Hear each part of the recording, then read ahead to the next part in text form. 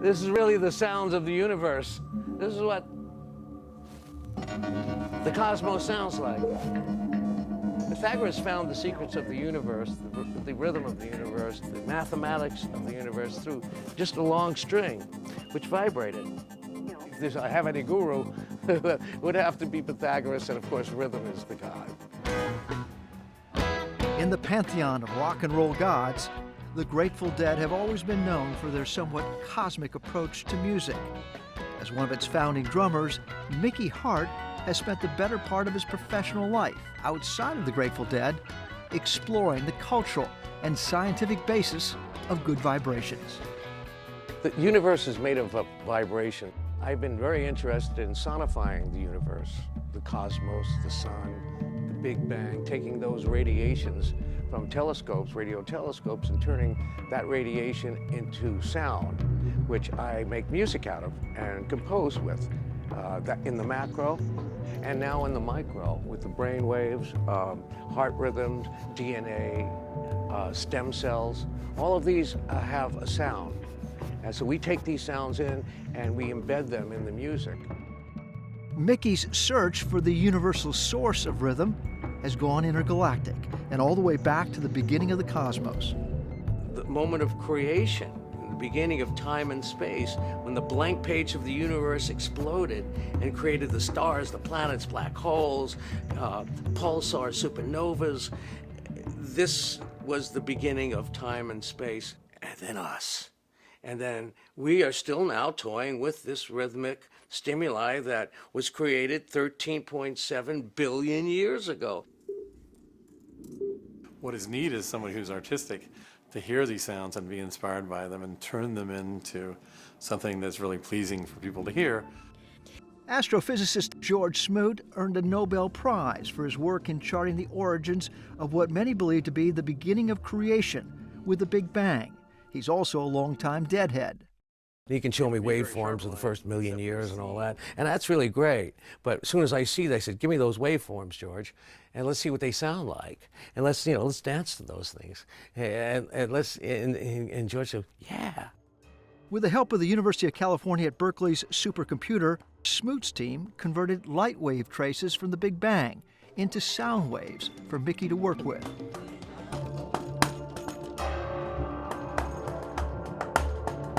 It's very inharmonic, it's very dense, there's a lot of collisions up there, and there's a lot of bumps and grinds and pulses and stuff, noise, which you wouldn't call music. But I take it and I make it into what the human ear would call music so we can enjoy it. We're getting there, George! I'm getting there, George! This was one of Mickey Hart's first laboratories for his scientific experiments.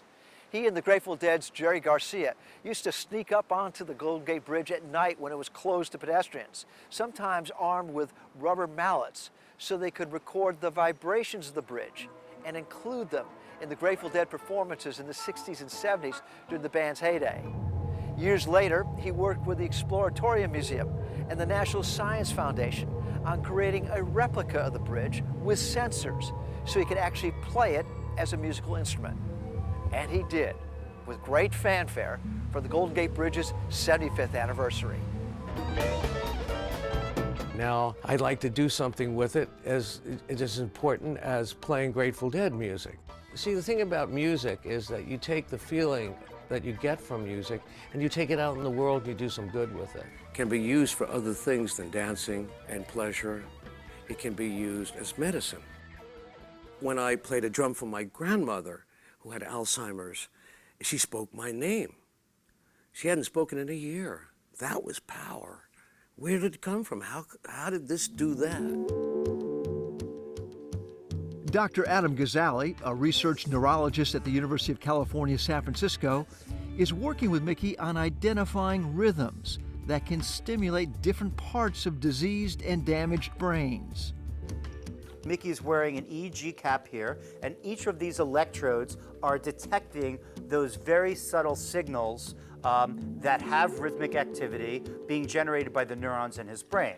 Quite a nice looking brain. Mickey Thank you. should be proud of that I like brain. it.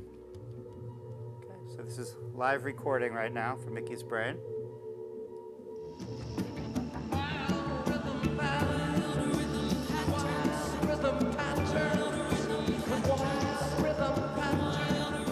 The only way to find the code on how music works is through science. And that's my relationship with Adam Ghazali and other scientists to find how does it work on the brain. So if you can prescribe a certain rhythmic treatment and actually validate that there's an outcome that's reproducible, it would be a really powerful way of looking at modern medicine. It seems like a very natural thing from my research in music and medicine. The shaman use drums, they use rattles, and all of their forms of healing. So it's not something that we're inventing, but we're progressing because of science.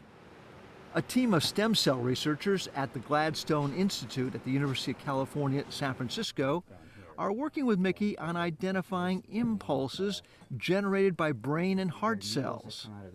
The idea is that we might be able to, with Mickey Hart's approach, convert that electrical energy into sound and be able to map differences between diseased cells versus normal cells. So we'll know, what frequencies, what rhythms have been cut or broken, and then be able to replace that with a healthier rhythm, a healthier sound, a healthier frequency perhaps, that will make this a therapy, a legitimate science. For the Grateful Dead's upcoming 50th anniversary concerts, Mickey Hart is pulling out all the science stops and digging deep into his research of the origins of rhythm and good vibrations to create one of the band's signature Rhythm Devils sequences with drummer Bill Kreutzmann for the Grateful Dead's final performance together. Pythagoras is the owner of this, actually. He's the guy. Mm-hmm. And what are people going to hear for the 50th anniversary that maybe no one's ever heard before? Oh, no. They're going to hear the lowest note sounded in a concert, which is 19 cycles, that you can't really go to. And will you feel that in your chest? Oh yeah, you'll feel it all over. It'll vibrate your whole body. It won't scare you. It'll just make you feel really good. It's kind of just like a bath. For the PBS NewsHour, this is Mike Saray reporting from San Francisco.